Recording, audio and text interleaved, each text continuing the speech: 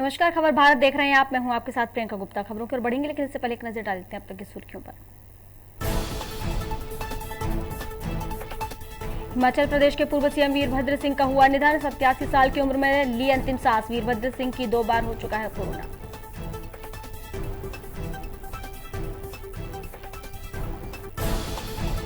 MP के नए राज्यपाल का शपथ ग्रहण समारोह हुआ संपन्न। मूंग भाई छगन भाई पटेल ने पदभार ग्रहण किया ग्रहण। समारोह में सीएम सहित कई दिग्गज रहे मौजूद। मध्य प्रदेश के गृह मंत्री नरोत्तम मिश्रा का बयान। कहा, प्रदेश में कोरोना के केस में आई गिरावट का दौर जारी। गृह मंत्री ने मीडिया से कई मुद्दों पर की चर्चा। मध्य प्रदेश के भिंड में सिपाही के घर घुसी हुई चोरी। चोर ने छोड़ा इमोशनल लेटर, लिखा दोस्त की मदद की।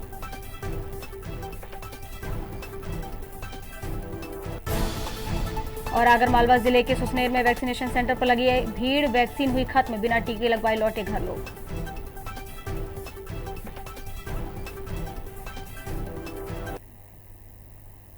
और अब खबर विस्तार से। हिमाचल प्रदेश के 6 बार मुख्यमंत्री रह चुके कांग्रेस नेता वीरभद्र सिंह का 87 साल की उम्र में निधन हो गया है।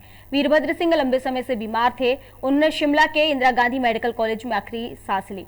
दरअसल पूर्व मुख्यमंत्री करीब 2 महीने से भर्ती थे। वहीं उन्हें सांस लेने में तकलीफ थी, जिसके बाद उन्हें वेंटिलेटर पर रखा गया था। आपको बता दें, वीरभद्र सिंह को 2 बार कोरोना हो चुका है।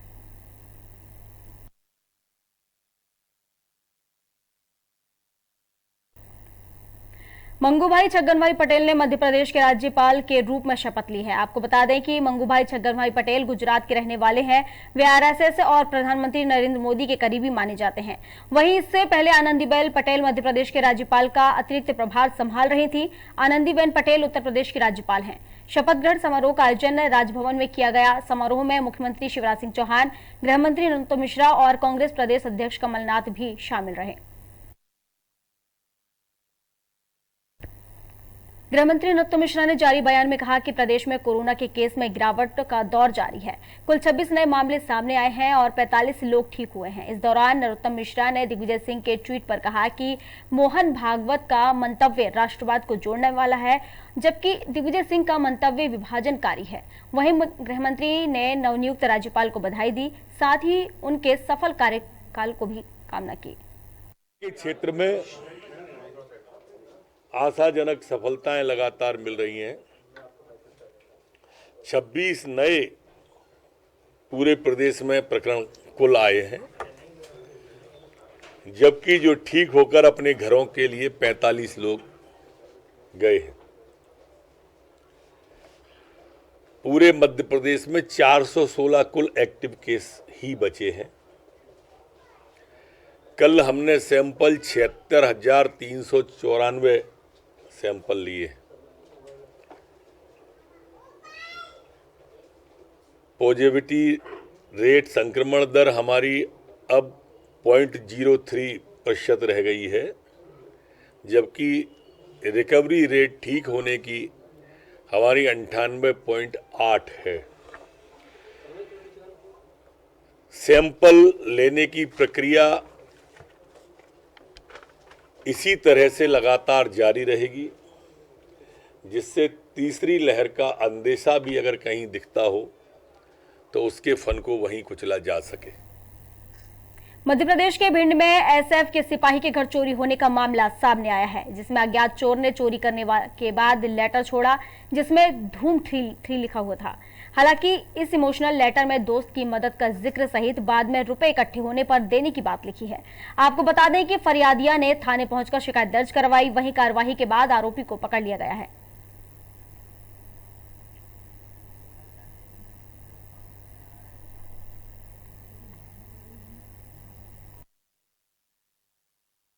अपने घर से शादी में चली गई थी और 5-7 को लौट के आई थी, तो उनके घर में एक चोरी हुई है। उसमें सामान तो ज़्यादा नहीं गया है, अंगूठी और चांदी का सामान गया है, और उसमें उसके साथ में एक चोर द्वारा एक लेटर हाथ से लिखा गया है, वो भी उन्होंने प्रस्तुत किया है। और उसमें कुछ चीज़ें लिखी हुई है कि मजबूरी थी इसलिए चोरी की गई है, और पैसा आते ही पैसा तुम्हारे घर में फेंक जाऊंगा, धूम 3, इस तरह से कुछ शब्द उस लेटर में लिखे गए हैं। कोई लेटर छोड़ के गया था उसमें, जो आपको पता ही है, सुपरस्टिमेंट दे चुके हैं। क्या लिखा था पत्र पे? उसमें लिखा था सॉरी मुझे माफ़ कर देना, मेरे दोस्त की जान जाने वाली है। पूरी लाने आ रही है। क्या नाम है आपका? रीमा मार क्या क्या गया था उसमें? क्या क्या सामान चोरी हुआ है आपके यहाँ? सामान तो पूरी ज्वेलरी शादी में मिली है, वो सब चोरी हो गया मेरा। आगरमालवा जिले के सुसनेर नगर में कोरोना से बचाव के लिए वैक्सीनेशन को सबसे ज्यादा जरूरी बताया जा रहा है। ऐसे में हर दिन वैक्सीनेशन सेंटर पर टीका लगवाने के लिए बड़ी संख्या में लोग पहुंच रहे हैं। आपको बता दें कि वैक्सीन की कमी के कारण कई लोगों को बगैर टीका लगवाए ही घर लौटना पड़ रहा है। वहीं वैक्सीन खत्म होने से टीकाकरण में रजिस्ट्रेशन करना बंद हो गया है।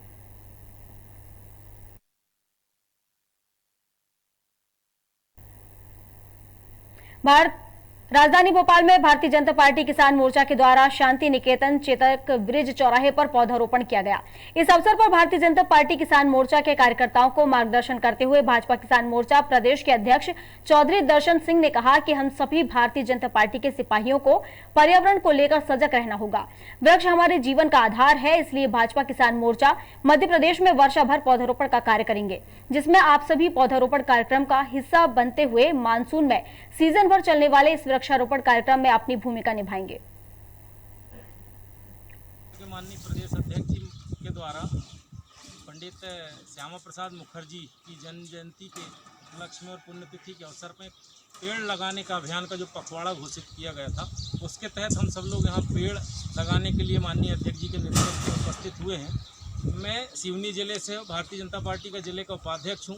विगत 2017 29 मई से मैंने यह अभियान आपके जैसे ही हमारे आदर्शों के प्रेरणा से शुरू किया था और आज मुझे यह बताते हुए खुशी हो रही है कि लगभग हमने हमारे सिवनी जिले के ही एक गौघाट स्थल में 3000 से अधिक की संख्या में पेड़ों को लगा करके पाला है। और केवल पेड़ को हमने लगाने की औपचारिकता नहीं की, उनको 6 महीने के 6 महीने में उनका मेडिकल बुलेटिन भी जारी करते हैं, कितने पौधे इसमें से खराब हुए, फिर उनको रिप्लांट करते, दूसरे पौधे लगाते।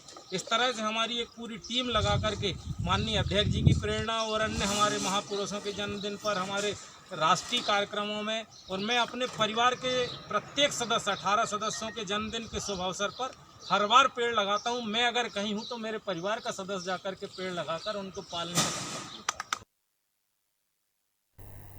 पन्ना टाइगर रिजर्व में पिछले कई दिनों से बीमार उम्रदराज हथीनी की तबीयत में सुधार हो रहा है। बीमारी बदसला को ठीक करने के लिए वन विभाग और डॉक्टरों की टीम उसकी विशेष देखभाल कर रही है। आपको बता दें कि बीते कई दिनों से खाना पीना छोड़ देने वाली 100 साल से ज्यादा उम्र की हथीनी बदसला ने फिर से खाना पीना शुरू कर दिया है। वहीं बदसला को टाइगर रिजर्व के स्पेशल केज में रखा जाता है। साथ ही डाइजेशन सिस्टम खराब ना हो, इसके लिए उसे पानी उबालकर भी दिया जा रहा है।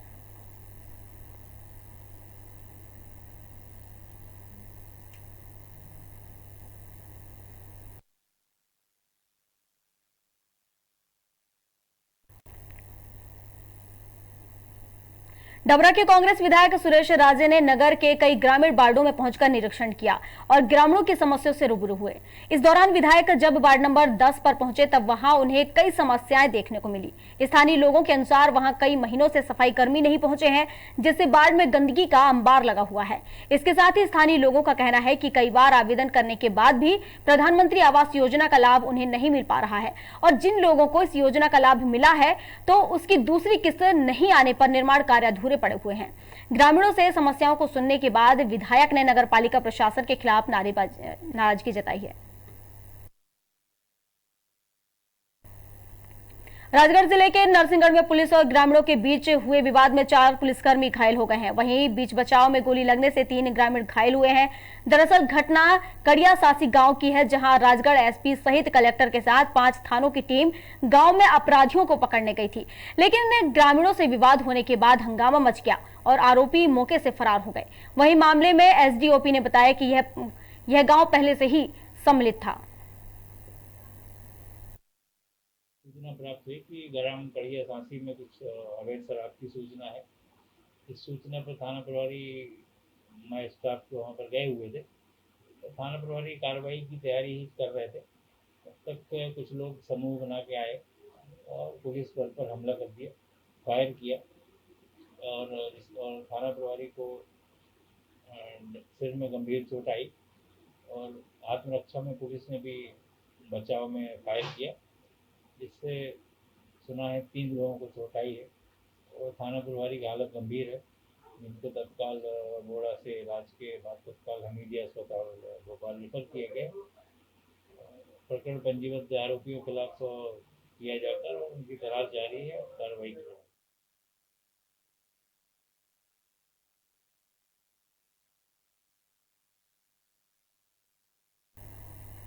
शाजापुर जिले में पुलिस ने 3 लोगों को गिरफ्तार कर उनसे सोने और चांदी के सिक्के बरामद किए हैं। पुलिस से मिली जानकारी के अनुसार पिछले साल खुदाई के दौरान यह सिक्के आरोपियों को मिले थे और पुरातत्व विभाग को इसकी जानकारी दिए बिना ही सिक्के बेचने जा रहे थे। आपको बता दें कि बेरछा पुलिस ने आरोपियों को गिरफ्तार कर लिया है। गिरफ्तार आरोपियों के पास से सोने के कुल 13 और चांदी के 150 सिक्के जब्त किए गए हैं।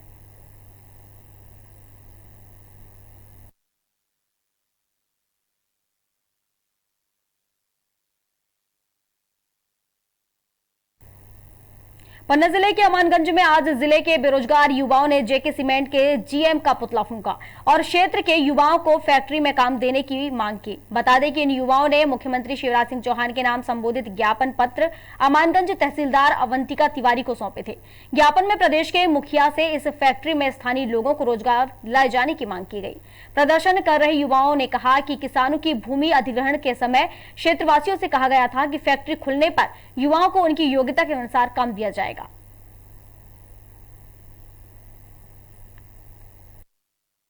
मेरे द्वारा नहीं, युवाओं के द्वारा प्रदर्शन किया गया पन्ना जिले के। जब कोई फैक्ट्री आती है तो पूर्ण बोलती है कि हम स्थानीय लोगों को रोजगार देंगे। हमारे यहाँ भी एलिजिबल बच्चे हैं, युवा हैं, बेरोजगार हैं। लॉकडाउन में काफ़ी टेक्निकल जो बच्चे हैं, बी होल्डर्स हैं, सारे बेरोजगार हो चुके हैं। इनको कम से कम पहले 70% जो नौकरियाँ हैं वो हमारे लोकल के लोगों को दे। हमारे लोगों के पास मशीनरी है, उनको हायर करे। और ये तानाशाही कि कोई बाहर का लोग आ गए और वो यहाँ के लोगों को दमन करने लगे, मनमानी रेट पे ज़मीन खरीद रहे हैं दलालों के माध्यम से, नहीं देते किसान तो उन पर दबाव बनाया जाता है और शासन उनका पूरा सहयोग कर रही है। तो इसके खिलाफ हम लोगों ने ये जेके सीमेंट के खिलाफ प्रदर्शन किया है। हमने यहाँ के जनरल मैनेजर AP सिंह का पुतला दहन किया है। उनके द्वारा दलालों के माध्यम से ज़मीनें खरीदी जाती हैं और यहाँ के जो मंत्री विधायक हैं, वो दुर्भाग्य की बात है कि जनता ने उन्हें चुन के प्रतिनिधि बनाया है कि जे हमारी सेवा करेंगे। आज दुर्भाग्य है कि वो जेके सीमेंट की लाइजनिंग कर रहे हैं, सरपंचों को फोन लगा रहे हैं NOC के लिए। आप विश्वास नहीं करेंगे मंत्री, कल मैं सीधे नाम लेना चाहता हूं, कल एक पूर्व विधायक ने आपके यहाँ के गुनौर के कार्यक्रम को कैंसिल करवाने की पूरी कोशिश की। मेरे पास धमकियां आई रात भर में और कम से कम 30 लोगों के फोन आए कि आप कार्यक्रम नहीं कर सकते। रतलाम जिले में एक महिला सब इंस्पेक्टर का अज्ञात कारणों से जहर खाने का मामला सामने आया है। वहीं महिला को निजी अस्पताल में भर्ती किया गया है, जहां इंस्पेक्टर की हालत सामान्य बताई जा रही है। आपको बता दें कि घटना की सूचना मिलने पर वरिष्ठ पुलिस अधिकारी मौके पर पहुंचे। साथ ही उन्होंने बताया कि सब इंस्पेक्टर कुछ दिनों से अवकाश पर थी, आगे उनसे पूछताछ के बाद ही कुछ कहा जा सकता है। तो सुबह इनके द्वारा थाने पर पदस्थ एक आरक्षक को फोन पर सूचना दी गई कि इनकी तबीयत खराब है, कुछ वोमिटिंग जैसा हो रहा है और इनको अस्पताल जाना है। तत्काल थाना स्टाफ द्वारा इनको ये रतलाम हॉस्पिटल में भर्ती कराया जा रहा है, जो कि अभी अंडर एग्जामिनेशन है। डॉक्टर चेकअप कर रहे हैं और उनके कथन लेकर के आगे की जांच की जा रही है। बाकी सब अभी जांच चल रही है उसमें, बाकी जो भी होगा अभी जांच चल रही है इसमें। जो भी क्या छुट्टी पे थी और छुट्टी से आई थी क्या है? बिल्कुल अवकाश पे थी, 3 तारीख से अवकाश पे। क्या वापसी हो गई थी इनकी? वापसी नहीं हुई थी, आज पहुंची थी जस्ट, और जस्ट इनके द्वारा पहुंच करके ही एक थाने में पदस्थ आरक्षक को सुबह फोन लगाया गया। खबर भारत में खबरों का सिलसिला लगातार जारी रहेगा। फिलहाल इस बुलेटिन में बस इतना ही। अधिक जानकारी के लिए आप बने रहिए खबर भारत के